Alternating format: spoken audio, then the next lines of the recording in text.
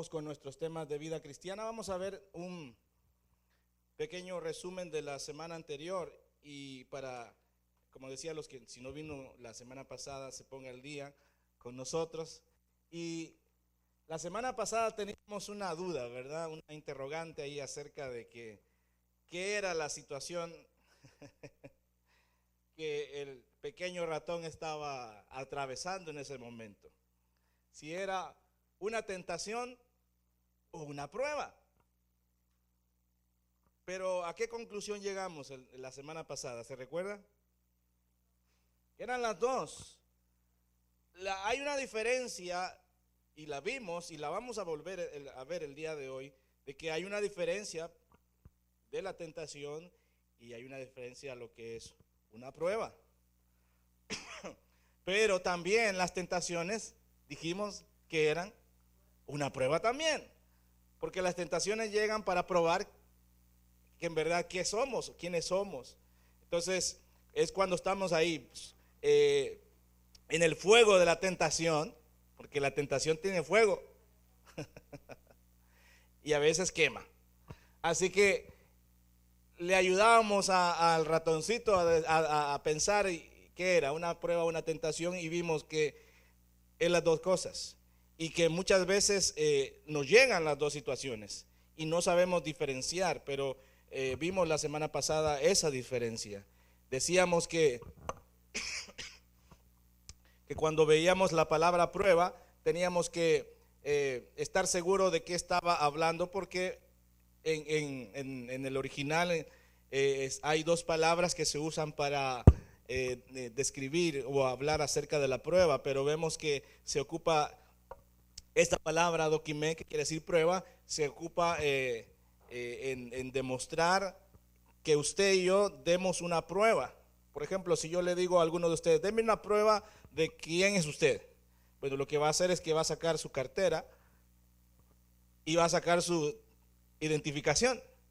Entonces ahí está probando quién es él. Había un hermano, no sé si va a ver el video, pero cuando estábamos allá en Missouri, había un hermano que muy amado. Yo me quedaba a dormir ahí en la casa de ellos cuando me quedaba todo un mes ahí en Missouri, y cuando lo conocí me dijo la esposa, ¿y usted sabe de dónde es mi esposo? No, le digo, no sé de dónde es, pregúntele. A ver, bro, ¿de dónde es usted?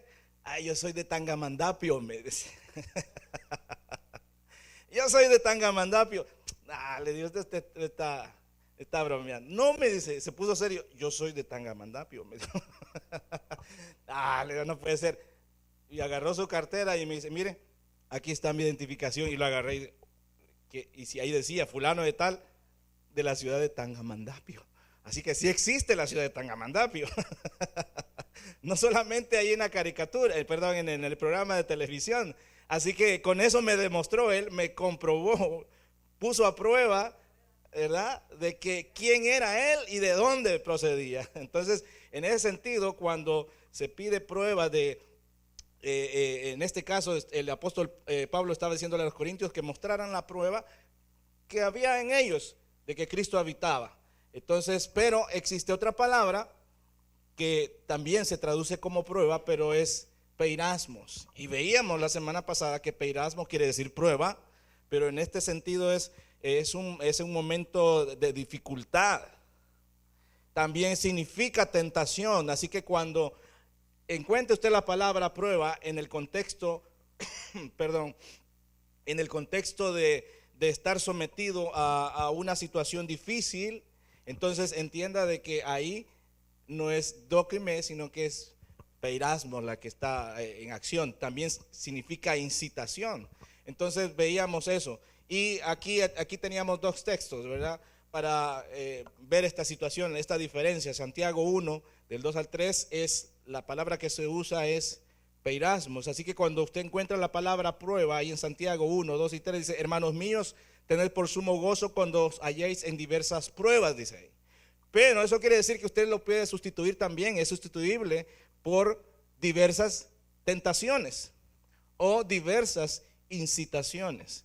Entonces esa palabra ahí sí puede ser intercambiada por esos tres conceptos y no hay ningún problema. Aquí con esta no se puede cambiar porque aquí vemos que es aquí de esta prueba de la cual se habla de un mérito, de tener un carácter aprobado, de tener prueba, una evidencia de que somos creyentes.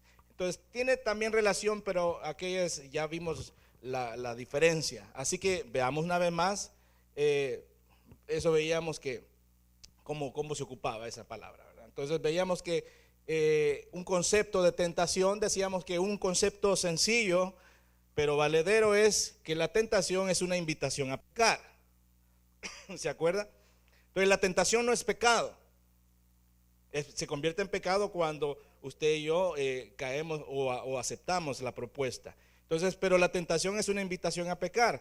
Ahora, un concepto más amplio sería la presión para ceder a las influencias que pueden llevar a apartar al creyente de Dios y llevarlo al pecado. Entonces, vea usted que aquí ya nos abre más el panorama porque uno de los propósitos de la tentación siempre será que el cristiano peque, que el creyente peca. ¿Y qué pasa cuando uno peca? O sea, no solamente es que después hay consecuencias así de remordimiento, de sentirse mal, de sentirse sucio, de sentirse indigno.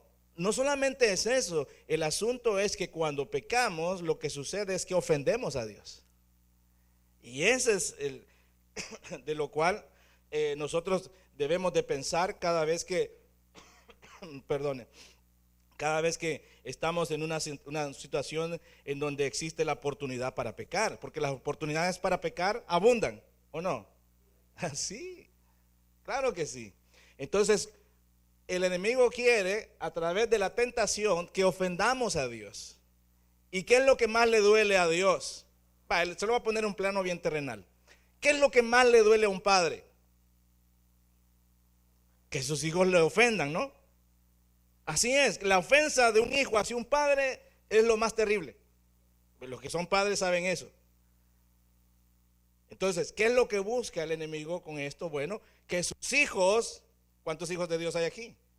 Bueno, entonces cuando nosotros pecamos, no solamente es el hecho que nos sentimos mal por hacer lo malo, sino que ofendemos a Dios. Y eso es lo que el diablo busca. Que usted y yo ofendamos a Dios, porque Dios le duele su corazón cuando sus hijos le ofenden. Entonces eso es lo que busca el enemigo. Por otro lado, veíamos la semana pasada que prueba era algo diferente. Prueba dice que es un sufrimiento, es una angustia o tribulación y que tiene por objetivo llevar al creyente a tener una experiencia más profunda con Dios. Y yo le preguntaba la semana pasada, ¿cuántos quieren sufrir? No, ¿y cómo? ¿Verdad? Si es lo que algunos ofrecen, pare de sufrir, ¿verdad? Y las iglesias se llenan porque todos quieren parar de sufrir. Sin embargo, dice aquí que el sufrimiento, la angustia, la tribulación lleva al creyente a tener una experiencia más profunda con Dios. Entonces, ¿cuántos quieren sufrir? Ahora, no es sufrir por sufrir. No, y ya vamos a eso vamos ahorita, a entender esto del padecimiento, porque es importante que lo veamos. Por eso es que la semana pasada estábamos haciendo la diferencia en cuanto es lo que es una prueba y lo que significa una tentación, porque a veces el creyente no entiende la diferencia o no alcanza a ver la diferencia, pero ahora creo que queda claro. La tentación es llevarlo a pecar, amén, y la prueba lo lleva a tener una mejor o más grande experiencia con Dios. ¿Cuántos quieren esa experiencia con Dios? Bueno, vamos a sufrir entonces. Nadie dijo amén. Vamos más adelante pues. Estamos recordando lo de la semana pasada. En la Biblia vemos que existen dos clases de eventos para definir nuestra fe. Hay más eventos, por supuesto, yo solamente tomé dos. Uno es la prueba que Dios la usa. Dios usa la prueba. Eso téngalo por favor claro, que cuando usted encontró o cuando usted se encontró en una prueba, que usted sepa, ahora usted ya sabe diferenciar lo que es una prueba y lo que es una tentación. Cuando usted sepa que es una prueba, tenga en cuenta que Dios está usando esa situación. Y la otra, el otro evento para definir nuestra fe es la tentación. ¿Pero quién lo usa? Satanás. Utiliza y también lo que proviene de nuestro ser, ¿o no? Sí, de nuestro ser hay muchas cosas que salen y usted se queda, Dios mío, ¿y cómo pude hacer eso? ¿Y cómo pude decir tal cosa? Pues sí, lo pudo hacer y lo pudo decir. ¿Por qué? Porque hay algo ahí en nuestro interior de que hace erupción, así como los volcanes, ¿verdad? ¿Y quién detiene una erupción volcánica? Nadie. Entonces, de nuestro ser provienen también cosas que están ahí y que también Satanás las utiliza. Entonces, debemos de tener claro de que la prueba la usa Dios. Amén. Y la tentación la usa el diablo. Y que el Señor lo reprenda. Y bien. De hecho, así es. El Señor tiene un día reservado para él solito ahí en una perol que está hirviendo ahí. Eso fue diseñado para Satanás y sus ángeles. Pero lamentablemente cuando la gente no acepta el regalo de Dios, pues ese será su destino final. Pero bueno, ese es tema para otra ocasión. Sin embargo, se lo doy gratis. Entonces, vemos que existen dos clases de eventos según la Biblia para definir nuestra fe. La prueba, que Dios la usa, insistimos en eso porque quiero que quede claro, y la tentación, que Satanás la utiliza y que también proviene, todo lo que proviene de nuestro ser. Entonces, lo que vamos a ver el día de hoy es principios bíblicos que nos ayudan a soportar las pruebas. ¿Y quién manda las pruebas? ¿Ya se le olvidó? Dios. Dios las usa. Y le decía yo, no sé por qué, no sabemos por qué Dios la usa, pero lo que sí sabemos es que el resultado final es algo glorioso cuando pasamos la prueba. Entonces vamos a ver un poquito de eso en esta tarde, porque es necesario encontrar esos principios bíblicos. No es ayuda psicológica la que le voy a dar. A veces los creyentes van donde el psicólogo y después de la consulta, ¿verdad? Después del consejo, ¿cuánto? $250. Y la Biblia nos da el consejo gratis. O si usted quiere venir donde su servidor, también le puedo dar un consejo que esté en la Biblia. No le voy a cobrar, le va a salir más barato y le va a perdurar toda una vida. Así que de usted depende. Bien, entonces veamos los principios bíblicos que nos ayudan a soportar las pruebas. Abra su Biblia, por favor, en la epístola del apóstol Santiago. ¿Está conmigo? Santiago capítulo 1. ¿Sí lo encontró?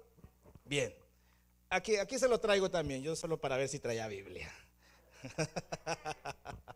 Y sí oí las páginas que estaban ahí, ¿verdad? Así que dice, leemos la palabra del Señor en nombre del Padre, del Hijo y en su Espíritu Santo. Hermanos míos, tened por sumo gozo cuando os halléis en diversas pruebas, sabiendo que la prueba de vuestra fe produce paciencia. Mas tenga la paciencia su obra completa. ¿Para qué? Para que seáis perfectos y cabales, sin que os falte cosa alguna. Si alguno de vosotros tiene falta de sabiduría, pídala a Dios, el cual da a todos, oiga bien que a todos Dios da sabiduría, si la pide, abundantemente y sin reproche, y le será dada. Pero pida con fe, no dudando nada, porque el que duda es semejante a la onda del mar, que es arrastrado por el viento y que echada de una parte a otra. No piense pues que el tal haga que recibirá cosa alguna del Señor. El hombre de doble ánimo es inconstante en todos sus caminos. Hermano, que es humilde de condición, gloríese en su exaltación.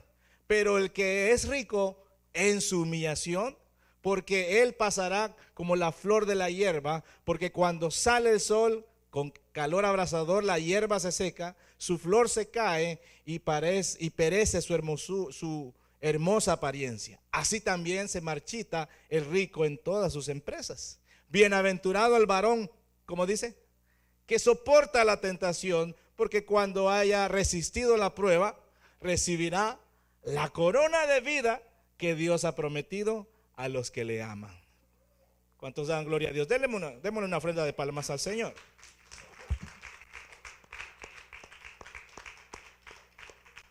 Entonces, ¿cuántos quieren la corona de vida? Bueno, hay que soportar la tentación, la prueba. Ahí está la promesa de Dios. Bienaventurado el varón, y ahí incluye a la mujer. Bienaventurado la varona. De hecho, cuando usted ve en Génesis, dice que varón y varona. ¿Por qué? Dijo Adán, bueno, es que ella será varona porque procede del varón. Así que ¿cuántas varonas hay aquí? Vale.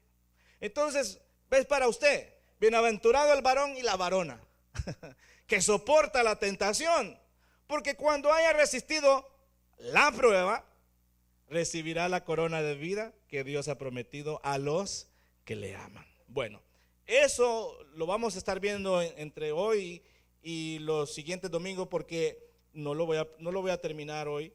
No quiero correr en esto porque es importante que quede bien asentado en nuestro corazón, porque es necesario, ya que la Biblia dice, no lo digo yo, la Biblia dice que vamos a ser sometidos al fuego de la prueba. Así como el oro es probado.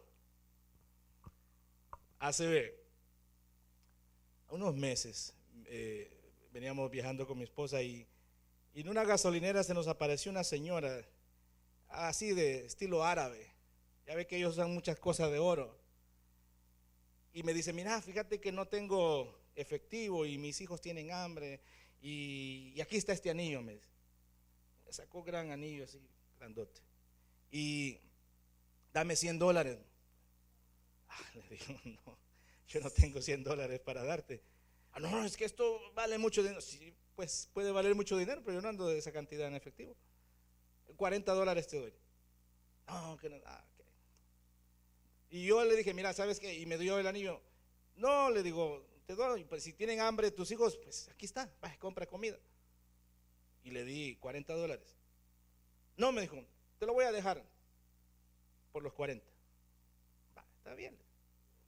Y yo, quizás hice buen negocio. Y empecé a usar ese anillo. Y en la mañana me lo puse, el día siguiente, ya para las 6 de la tarde, todo verde, terminó aquí el dedo, mire, verde. ¿Qué significaba eso? Que no era de oro, saber de qué material era. Entonces, esa fue una prueba para saber de que no era de oro. Así que no todo lo que brilla es oro, ¿verdad? Entonces, así como el oro se prueba para saber que es verdadero oro, el creyente debe ser probado. ¿Y qué cuesta cuando estamos en la prueba? ¿A quién le gusta ser probado? La verdad que no nos gusta. Porque las pruebas vienen de diferentes tamaños, colores y sabores. ¿Y sabe qué? Es de acuerdo a su personalidad y a la mía. La prueba que me va a venir a mí no se la van a dar a usted porque usted es diferente. Pues sí, exacto. O sea, la prueba está diseñada a la medida del cliente. Así. Y la tentación, por supuesto que de igual manera. Lo que a usted lo tienta, no tienta al otro. Esa es una realidad. Entonces, por eso cuando debemos de entender muy bien qué hay que hacer cuando estamos, en este caso, la prueba, porque es lo que vamos a ver hoy y los siguientes domingos. Los principios bíblicos para afrontar la prueba, porque después vamos a ver qué es lo que hay que hacer para afrontar la tentación. No nos vamos a quedar ahí porque hemos visto la tentación y la prueba. Así que lo que hoy vamos a ver, vamos a empezar a ver es cómo enfrentar la tentación de acuerdo a los principios bíblicos. ¿Está conmigo? Bien, sigamos entonces. Veamos aquí, ¿qué es un principio? Porque estamos hablando de principios bíblicos. Vea esto, un principio es una ley o regla que se cumple o debe seguir con cierto propósito, como consecuencia necesaria de algo con el fin de lograr cierto propósito. Escucha un poco enredado, pero aquí hay un ejemplo. Las leyes naturales contienen principios de la física y esos principios rigen el universo. Entonces, cuando se habla de un principio, está hablando de una ley. Lo que vamos a ver son principios bíblicos que nos ayudan a soportar las pruebas. Entonces, la pregunta necesaria es, ¿qué es un principio? Un principio es una ley o una regla. Así, si usted lo quiere definir de manera tácita, es un principio es una ley o una regla que hay que obedecerla. Entonces, si estamos hablando de principios bíblicos, ¿qué hay que hacer? Hay que obedecerla. Lo que le voy a dar el día de hoy, de acuerdo a la palabra, no es solo para que adquiera conocimiento, es para que usted y yo lo pongamos en práctica. Por eso es un principio bíblico, para ponerlo en práctica. Ahora, un ejemplo de un principio. Dice aquí, ejemplo, las leyes naturales contienen principios de la física que rigen el universo. ¿Cuál es? ¿Se acuerda usted de alguna ley física? Hay una muy conocida, y yo sé que todo el mundo la conoce o la sabe, pero tal vez no se acuerda. Un principio de estas leyes que sujetan el universo es que todo lo que sube, ¿cómo? Tiene que bajar. Ese es un principio. Pero ¿cuál es la ley? Es la ley de la gravedad. No de la enfermedad, de la gravedad. Entonces, la ley de la gravedad hace que usted esté sentado ahí donde usted está, que yo esté de pie aquí donde yo estoy y que todo esté sobre el suelo. Porque si no hubiese gravedad, entonces andaríamos flotando. Entonces, un principio es de la ley de gravedad que todo lo que sube tiene que bajar. Entonces, por eso decimos que las leyes naturales contienen principios de la física que rigen el universo. Si esa ley de la gravedad no estuviera presente en el universo, hubiese un caos. Pero como Dios es perfecto, Él es creador no solamente de lo que vemos aquí, sino que de todo el universo. Por eso cantamos creador del universo. Él tiene bajo control todos los aspectos que rigen el universo. Entonces, esa ley es importante porque, ya dije, sin esa ley, sin la ley de gravedad, habría un caos. Entonces, las leyes naturales rigen o contienen principios de la física que rigen el universo. Ya le dije una, la ley de la gravedad, y que su principio es que todo lo que sube tiene que bajar. Sencillo. Ahora veamos entonces un principio bíblico. ¿Qué es un principio bíblico? Un principio bíblico son verdades infalibles. ¿Qué significa la palabra infalible? No. Algo infalible es que no falla. Por eso es un principio que debe ser puesto en práctica. ¿Por qué? Porque si usted y yo lo practicamos, no va a fallar. Dice que los principios bíblicos son verdades infalibles y prácticas. ¿Qué es lo práctico? Es algo que se puede hacer sin ningún problema, fácil. Por ejemplo, algo práctico. Limpiar esta alfombra. ¿Cómo se limpia? Bueno, pueden haber muchas maneras de limpiarlo, pero ¿cuál es la manera práctica de hacerla? Con una aspiradora. Ah, perdón, usted dice vacuum, ¿verdad? Por eso no me entendió. Usted lo limpia con una vacuum. Ah, hoy sí entender, me va a decir. Entonces, ¿qué es lo práctico para poder? Usted lo puede limpiar con una escoba, pero le va a costar. ¿Y cuándo recojo esto? No, agarra la vacuum y rapidito lo hace. Entonces, un principio, una verdad práctica quiere decir que no le será difícil hacerla. Un principio bíblico es una verdad que no falla y que es fácil de hacer, si lo traducimos de esa manera, si le damos ese significado. Son verdades infalibles y prácticas que se encuentran en la palabra de Dios, por eso es un principio bíblico, en la palabra de Dios, y pueden ser aplicados, oiga, a la vida cotidiana, o sea, al diario vivir, en los asuntos personales y aún en los asuntos laborales. Vea entonces usted de que lo que vamos a ver este domingo y el siguiente son verdades bíblicas, infalibles y prácticas para que puedan ser aplicadas en nuestra vida, en el diario vivir y aún en el trabajo. Así que vale la pena que las veamos el día de hoy. ¿Dice amén? Entonces vea usted, y si es un principio, decíamos que un principio es una ley. Entonces, si un principio, ¿qué es un principio bíblico? Es una ley que debemos de ponerla por obra. ¿Por qué? Porque es infalible, o sea que es efectiva y que se puede hacer. Entonces veamos ahora, entremos ya con este concepto que está bastante claro. Quiero darle un ejemplo de estos principios bíblicos. Por ejemplo, el principio de la individualidad. Ese es un principio bíblico. Dios creó al ser humano conforme a su propia imagen. Sin embargo, dio a cada uno distinta personalidad, talentos, dones, habilidades, haciéndolo distinto de cualquier otro. Ahí los esposos que están ahí agarraditos de la mano, creo yo están. Bueno, ahí con la manita sudada. Sí. Se casaron porque encontraron uno en el otro cosas que los complementaban. ¿O no? Yo creo que sí. Entonces, cada uno tiene su propia personalidad. No son iguales.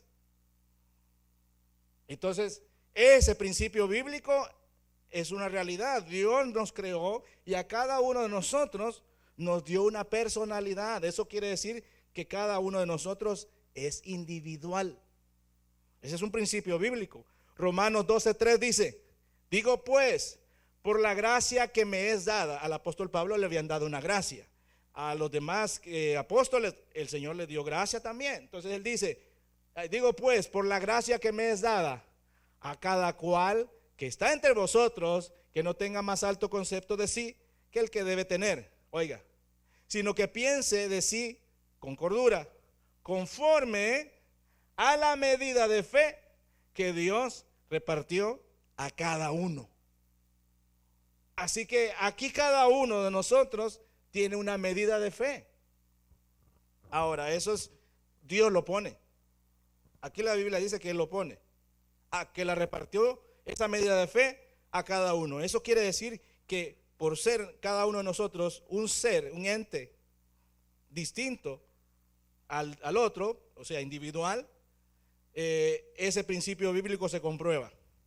Entonces, este es uno de los principios bíblicos como ejemplo, el principio de la individualidad. Dios nos creó a su imagen, pero a cada uno de nosotros nos dio personalidad.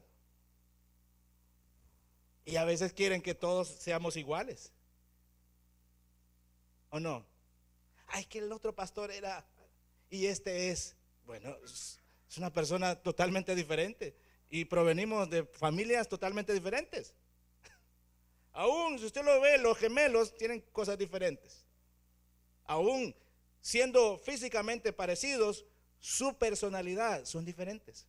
Porque aunque sean gemelos, son personas diferentes. Entonces, vea usted pues de que ese principio bíblico se cumple a cabalidad. Entonces, ahora ya con este ejemplo puedo yo entrar. Y espero que haya sido claro. Si no, estamos grabando y usted después lo puede ver y puede otra vez afirmar el concepto.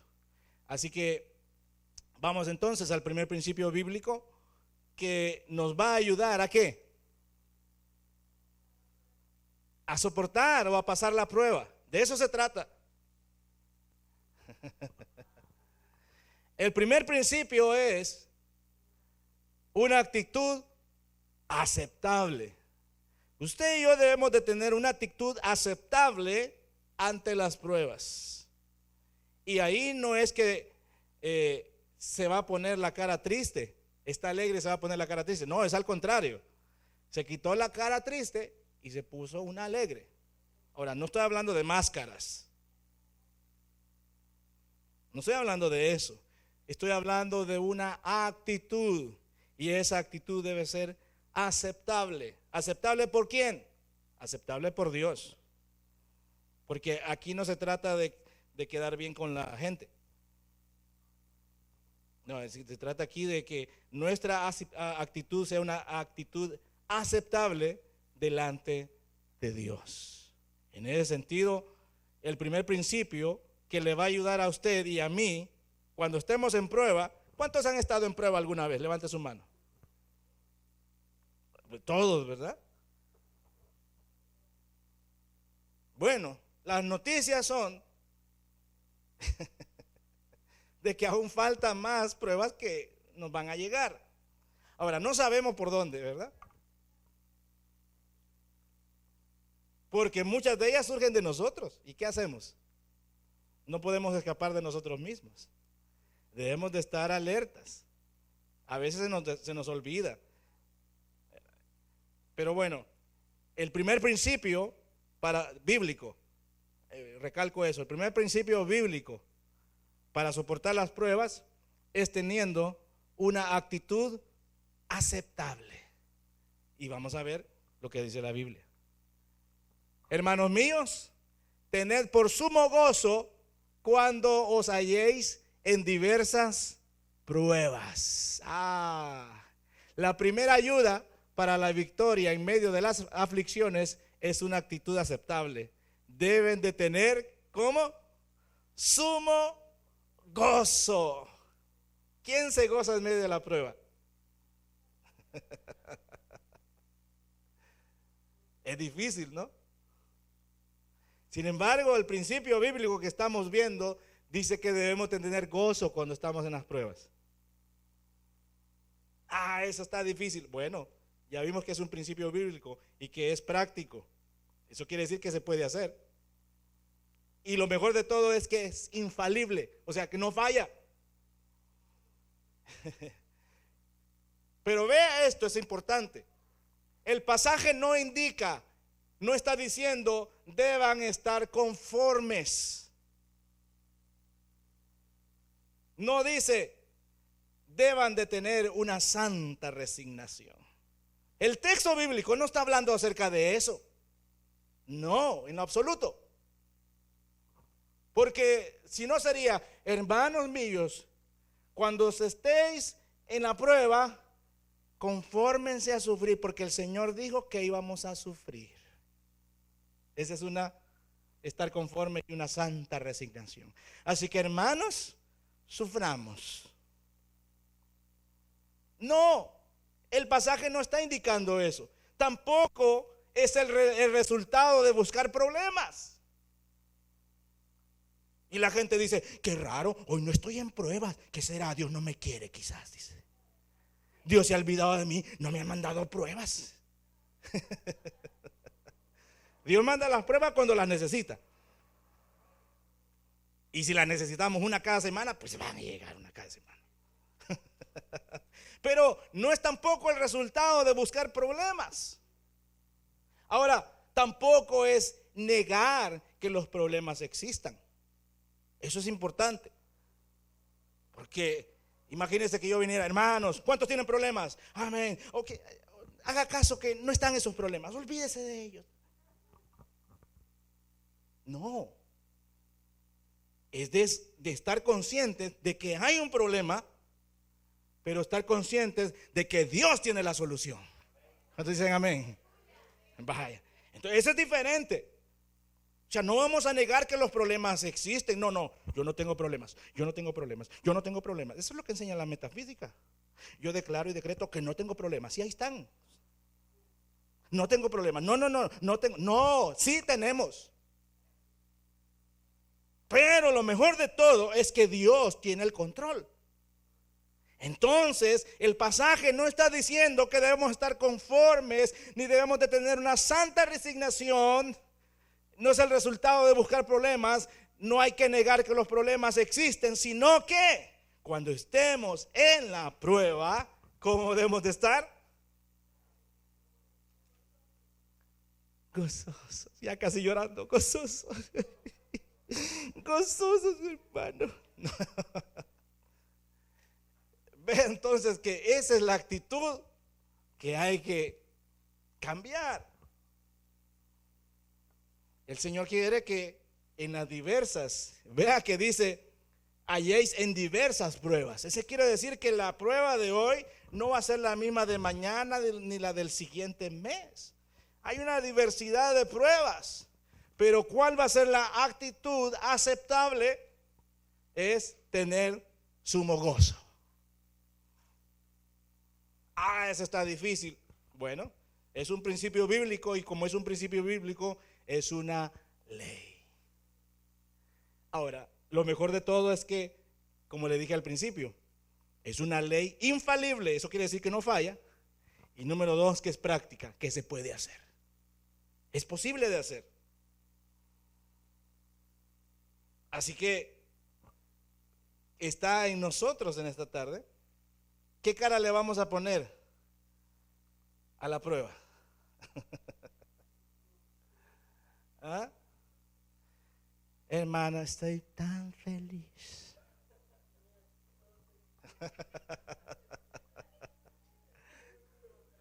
Estoy gozoso. Entonces, ¿qué es lo que la palabra de Dios nos recomienda?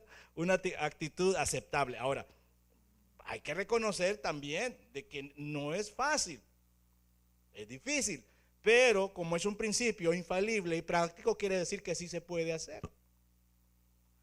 Pero hay que ejercitarlo, ejercitarlo, ejercitarlo. Y en ese ejercicio es que vamos a llegar a lo que la palabra de Dios quiere. Entonces vea aquí pues que esto es importante.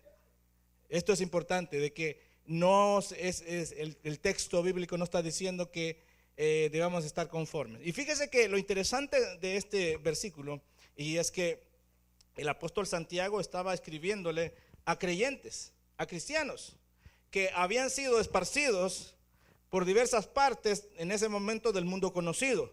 ¿Y cómo les estaba yendo? Les estaba yendo mal. Estaban sufriendo. ¿Qué tal el día de hoy? Vengan y nos comience una persecución así bien, como se llama en El Salvador, bien yuca. Eso quiere decir duro, ¿verdad? Bien difícil. ¿Cómo cree que estaremos? O algunos nos vamos a sentir desesperados. ¿Por qué? Porque nos andan persiguiendo por ser creyentes. Entonces el apóstol Santiago les escribía a los creyentes que estaban siendo perseguidos por su fe a estar gozosos. ¿Podrá usted imaginar? Así que el día de hoy, eso también, esa instrucción es para nosotros, de poner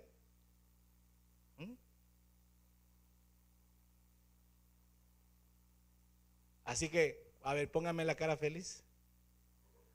Mire qué hermosa se ven. Esa.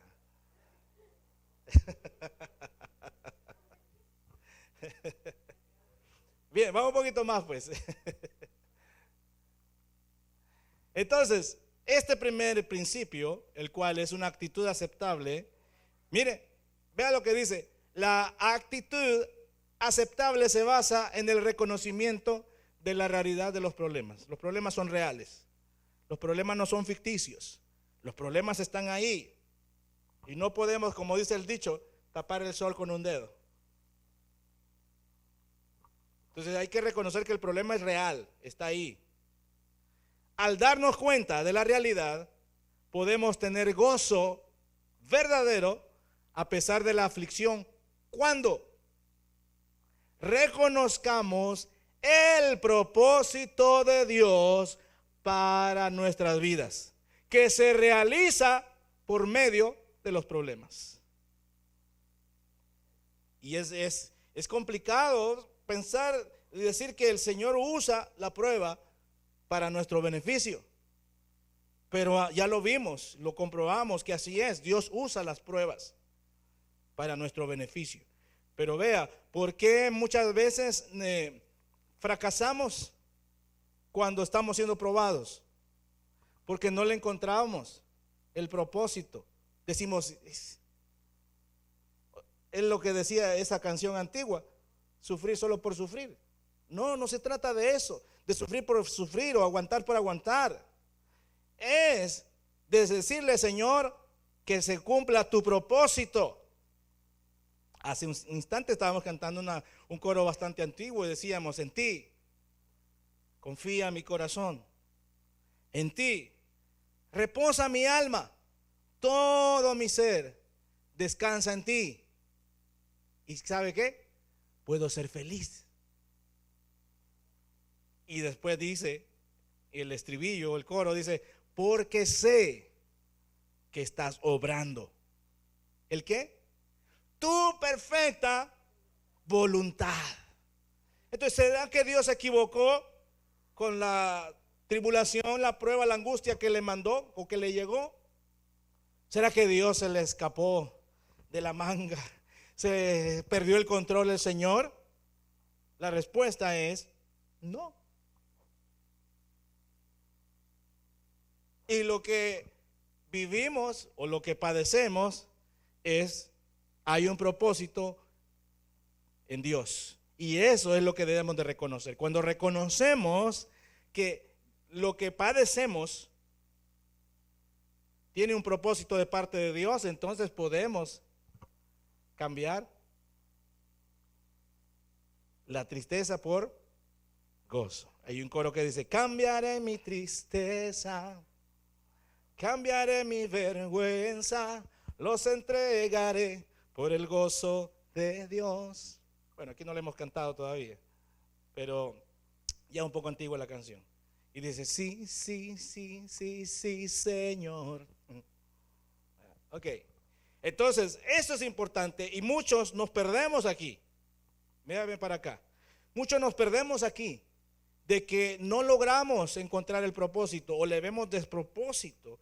Y no podemos olvidar lo que Job hizo. O sea, Job dice que no encontró despropósito alguno en lo que Dios estaba haciendo. Y él pudo decir, Jehová dio, Jehová quitó, sea el nombre de Jehová bendito. Entonces, eso es lo que hace la diferencia cuando estamos en la prueba.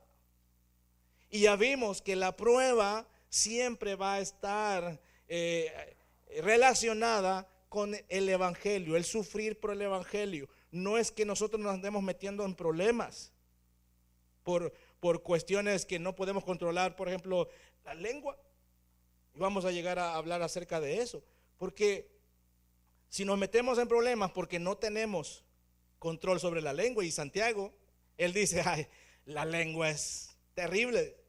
Podemos controlar, dice, un barco que es tan grande, y con el timón le decimos a dónde va o a dónde debe de ir. Pero la lengua, ¿quién la controla? Dice, tan pequeñita, dice, un miembro pequeño de nuestro cuerpo, pero es indomable. Entonces, cuando nos metemos en problemas a causa de la lengua, entonces eso no es sufrir por el evangelio. Y dice, ay, cómo sufro, estoy en pruebas.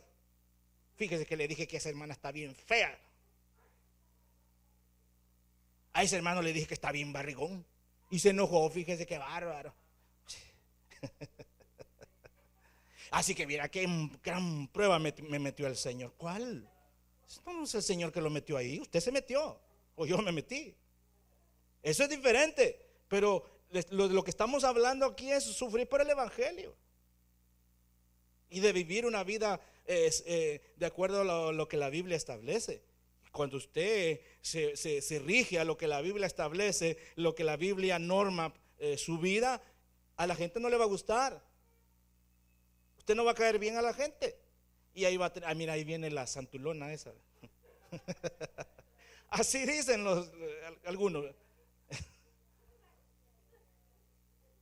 Ahí vienen los que hacen tortillas. Entonces, esas son algunas sencillas cosas que le dicen a los creyentes. Entonces, por esa causa, pues va a venir el sufrimiento por el evangelio. Y de eso es lo que estaba hablando el apóstol Santiago, de sufrir y padecer por el evangelio, porque dentro de este contexto histórico que él escribió, habían cristianos creyentes en la dispersión que se empezó a perseguir a los creyentes, comenzando desde Roma, Jerusalén y todas esas ciudades en donde había que huir. Y fíjese que lo interesante es, me acaba de venir esto, lo interesante es que Dios ocupó esa persecución para que el evangelio se extendiera. ¿Cuántos dan gloria a Dios? ¿Qué tal si no se hubiese perseguido a los creyentes? Se hubieran quedado ahí en Jerusalén. Pero la instrucción era Jerusalén, Samaria y hasta lo último de la tierra. Entonces, pero cuando estamos bien bendecidos y estamos bien alegres con todo lo que es la gracia del Señor, ¿quién se quiere ir? Nadie. No, aquí estamos bien. ¿Qué pasa? No, hombre, sí. ¿Para qué vamos a ir a otro lado? Pero el Señor empezó a perseguir, bueno, no el Señor, perdón, sino que empezó a perseguir y permitió la persecución y se fueron expandiendo. Priscila y Aquila, ¿se acuerda de ellos? Fueron producto de esa persecución, y resulta que cuando fueron a las regiones donde se encontraban, no me acuerdo ahorita, empezaron a predicar. Y el evangelio se empezó a expandir. Ahí estaba Apolos predicando, pero ellos todavía llegaron a ajustarle el mensaje que tenía, y el evangelio se fue propagando aún más. Entonces, ¿qué surgió ahí de la persecución? La expansión del evangelio. Entonces, nosotros no podemos ver los alcances que tiene la prueba, porque como estamos ahí, solo pensamos que a nosotros nos llueve, solo a nosotros nos llueve. Entonces, vemos que el propósito de Dios en esa situación difícil no la alcanzamos a ver, pero Dios tiene un propósito, y es ahí cuando entendemos que Dios tiene un propósito, es cuando podemos sonreír y cambiar nuestra actitud. Hay que hacerlo, porque es un principio bíblico. ¿Qué es difícil? Es difícil, pero ¿qué es práctico? Es práctico. Eso quiere decir que se puede hacer. Así que recordémonos y digámonos, como dijo el salmista en el Salmo 103, alma mía, bendice a Jehová, porque se le había olvidado bendecir al Señor. Ahora, ¿qué le vamos a decir a nuestra alma? Alma mía, cambia la actitud. ¿Ah? Porque aquí dice, reconozcamos, al darnos cuenta de la realidad, podemos tener gozo verdadero, y dice gozo verdadero, a pesar de la aflicción, cuando reconozcamos el propósito de Dios para nuestras vidas, que se realiza por medio de los problemas. Así que cuando llegue el problema, diga, Señor, muéstrame tu propósito, o que mejor dicho, que se cumpla tu propósito. ¿Qué le parece? Porque a veces, Señor, muéstrame el propósito. Y acuérdense de Abraham. ¿Qué le dijeron? Agarra todos tus chunches. Bueno, me salió los chunches. Si usted no sabe qué es ser chunches, todas tus maletas, pues, ¿verdad? Todas tus posesiones, y sal, agarra camino, y yo te voy a ir diciendo dónde. Ni siquiera le dijo, mira, ahí le mandó un mensaje de texto, mira, aquí está la dirección a donde te vas a ir. No, solo le digo, agarra tu familia, todas tus cosas y vete. ¿Verdad? Entonces, ¿qué pasó ahí? Yo le digo, Señor, muéstrame el propósito, y cuando yo entienda el propósito voy a ir. Nada, agarró sus cosas y vámonos. Entonces lo que debemos de decir, Señor, que se cumpla tu propósito en mi vida.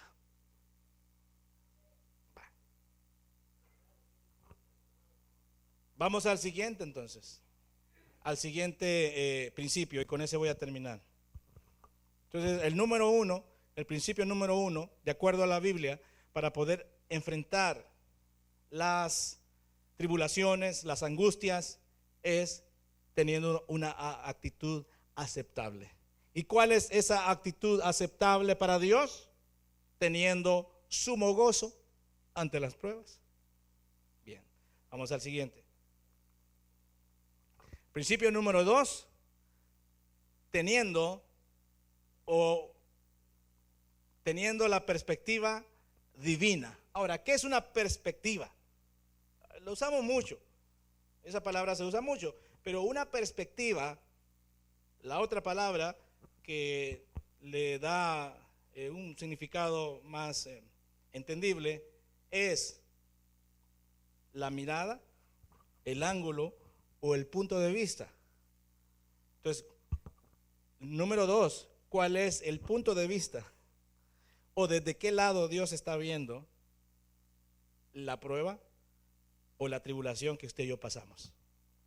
Porque nosotros lo vemos desde nuestra perspectiva. ¿Dice amén? Sí, y cuando lo vemos desde nuestra perspectiva, o sea, desde nuestro punto de vista, decimos, ¿y yo por qué estoy padeciendo? No, es que yo no merezco. No, es que yo no debería. ¿O no? Yo creo que solo a mí me pasa eso. Cuando vemos las cosas, los problemas, las tribulaciones, desde nuestra perspectiva, siempre será, ¿por qué, Señor? ¿Por qué, Señor? ¿Por qué, Señor? Pero debemos, el principio número 2, debemos de alcanzar a ver cuál es la perspectiva, cuál es desde el punto de vista de Dios, que el problema que usted está pasando debe ser entendido. O sea, debemos no le estoy diciendo usted póngase en el lugar de Dios, no estoy diciendo eso. Lo que estoy diciendo es que dejemos de ver las cosas desde nuestro ángulo, desde nuestra perspectiva, y tratemos de verla desde la perspectiva de Dios.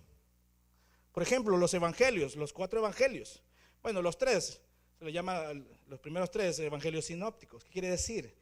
Que cada uno escribió lo que desde su perspectiva alcanzó a ver, desde la posición en la que él estaba. Y Mateo escribió una cosa acerca de Jesús, Lucas escribió otra acerca de Jesús, y Marcos escribió otra acerca de Jesús. 3 perspectivas. Porque cuando yo estoy en este lugar, yo solo puedo ver lo que aquí mi visión me permite. Pero cuando yo cambio, puedo ver este ángulo que no lo veía. Entonces los evangelistas por eso escribieron desde su perspectiva lo que sucedió cuando Jesús estaba ministrando. Entonces, por eso es que nosotros dejemos de a un lado nuestra perspectiva, nuestro enfoque, nuestro punto de vista, que si este es nuestro lado, debemos de verlo de acá y tratemos de entender y verlo desde el punto de vista de Dios, porque hay muchas cosas que nosotros no las estamos viendo. Amén. Hay muchas cosas que nosotros no las alcanzamos a ver, pero Dios sí. Y por eso dice, aunque no lo quieras, te va a llegar la prueba o te va a llegar la dificultad, porque tú no estás viendo el resultado final. Yo sí, porque soy Dios, así dice Dios. Yo sí veo el resultado final para tu vida y te conviene, te beneficia. Entonces, el principio número 2, el principio bíblico para poder soportar las pruebas es ver lo que estoy viviendo desde la perspectiva divina. Bien, veamos.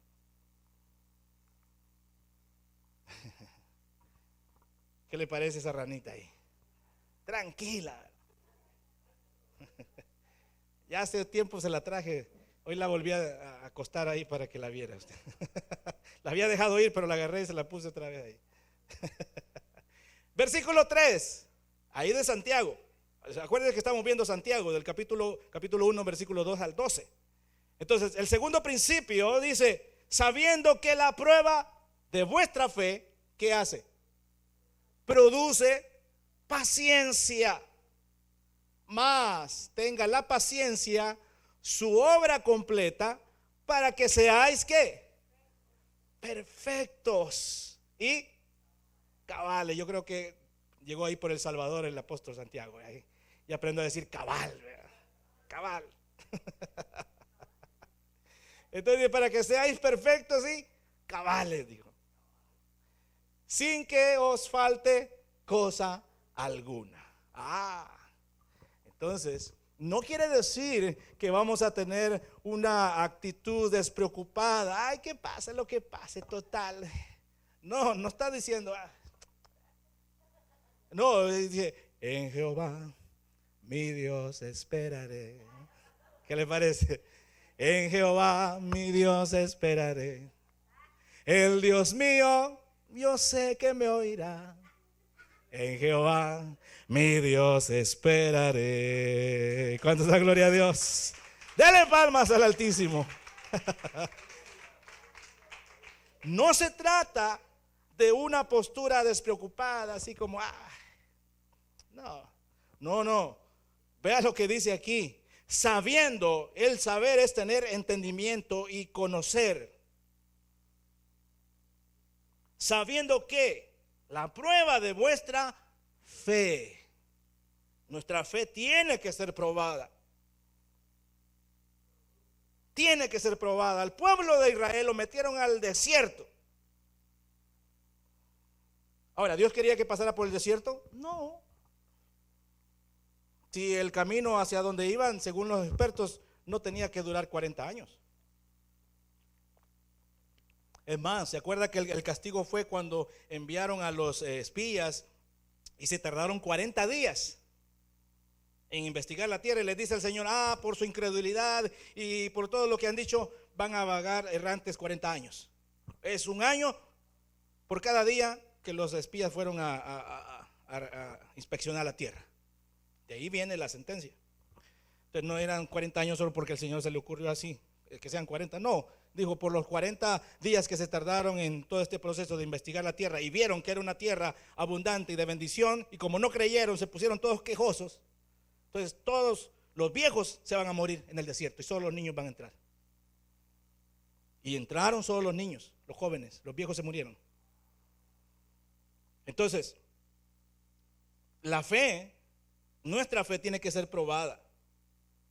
Pero aquí vea lo que dice, es que sabiendo, eso quiere decir teniendo el conocimiento, teniendo el entendimiento, no humano, sino el entendimiento, el conocimiento de la Escritura. Por eso es que estamos viendo principios bíblicos. No es algo que a mí se me ocurrió, no es algo que a mí yo dije, esto les voy a decir a los hermanos, ahí para que estén tranquilitos ahí. No.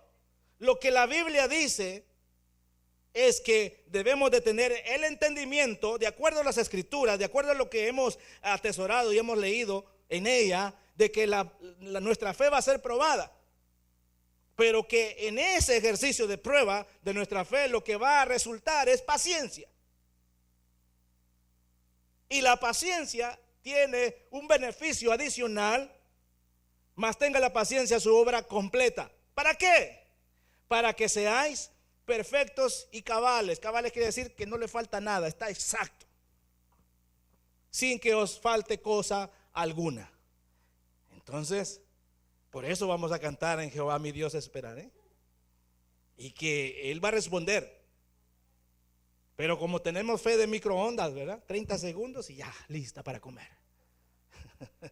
Pero Dios no tiene un microondas. Él cocina las cosas a fuego lento. Señor, ya va 5 años en este asunto. Sí, te faltan quizás 5 más. Está bien, Señor.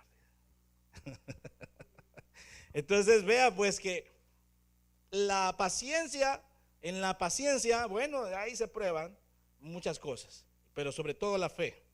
Así que hay un propósito en eso, para que seamos perfectos, cabales, y que no nos falte cosa alguna. Vamos un poquito más, a ver qué más está ahí. La perspectiva divina.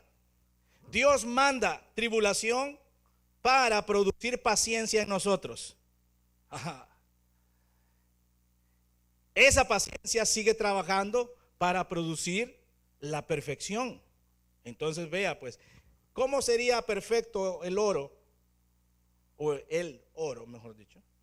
¿Cómo podría una pieza de oro ser perfecta si no se le aplica fuego?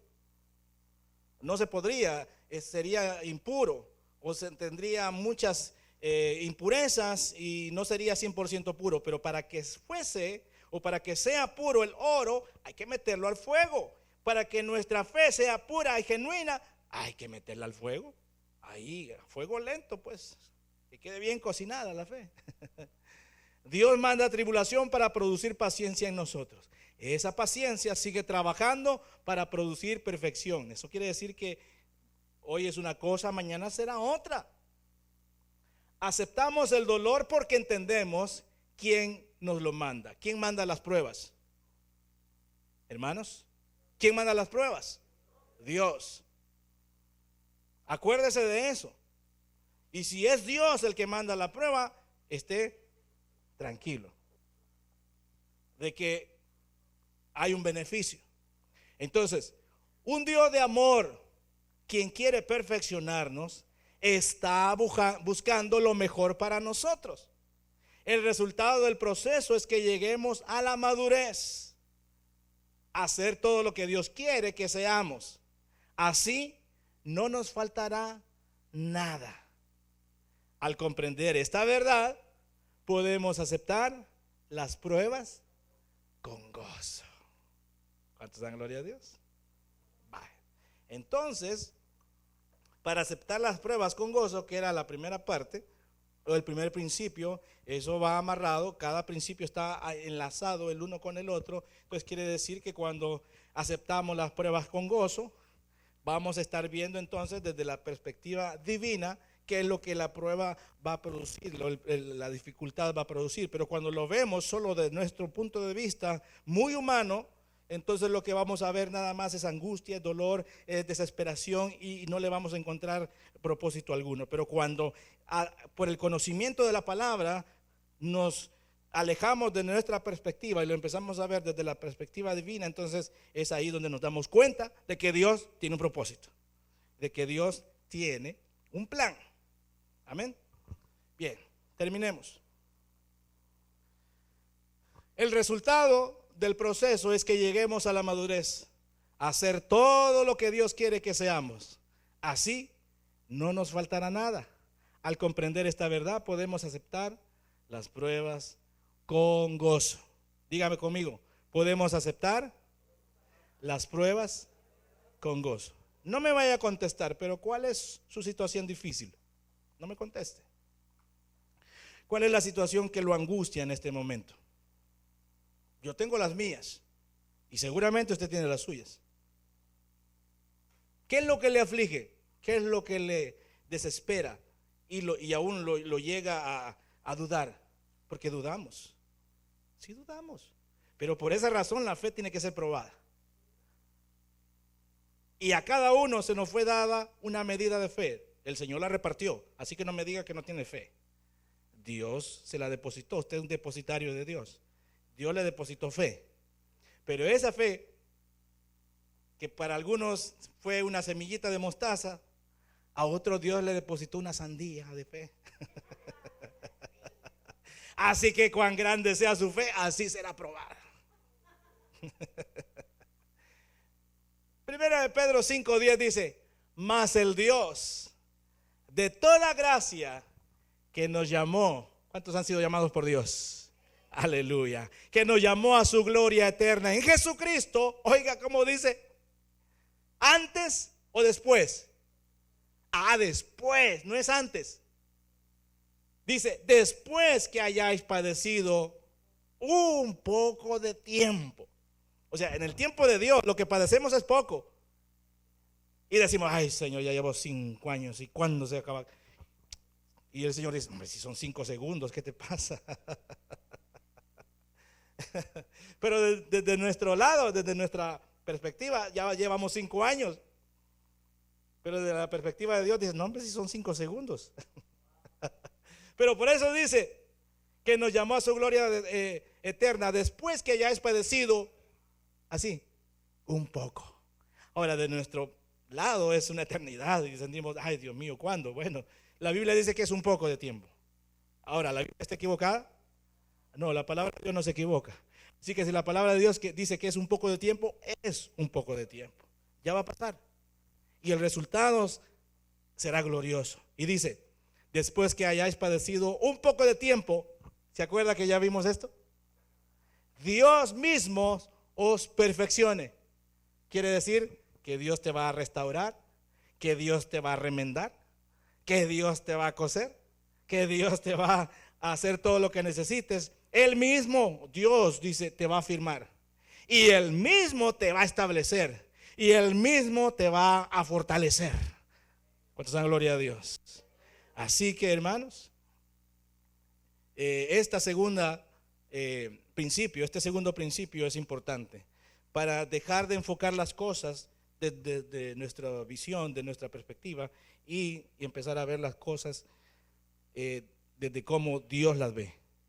No por el uso de la imaginación, sino que, como dice la Escritura, sabiendo que, y ese conocimiento, esa sabiduría, es la sabiduría que da la palabra de Dios.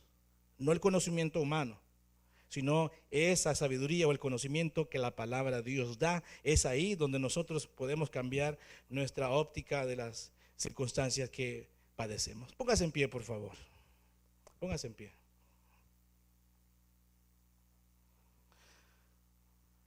Señor, te damos gracias en esta tarde, Dios, por tu misericordia, por tu gran bondad, por tu palabra, Señor, que siempre será el propósito de ella fortalecer nuestra vida y darnos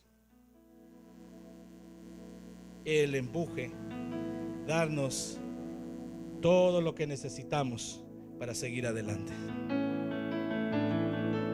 Señor, gracias por que tú estás en control, Señor, de todo lo que sucede en nuestra vida, y que todo está, Señor, de acuerdo a tu medida, de acuerdo a las capacidades de cada uno, Señor. A ti sea la gloria, mas el Dios de toda gracia, que nos llamó a su gloria eterna, os perfeccione y afirme, fortalezca y establezca. A Él sea la gloria, a Él sea el imperio por los siglos de los siglos. A Él sea la gloria, a Él sea el imperio por los siglos de los siglos.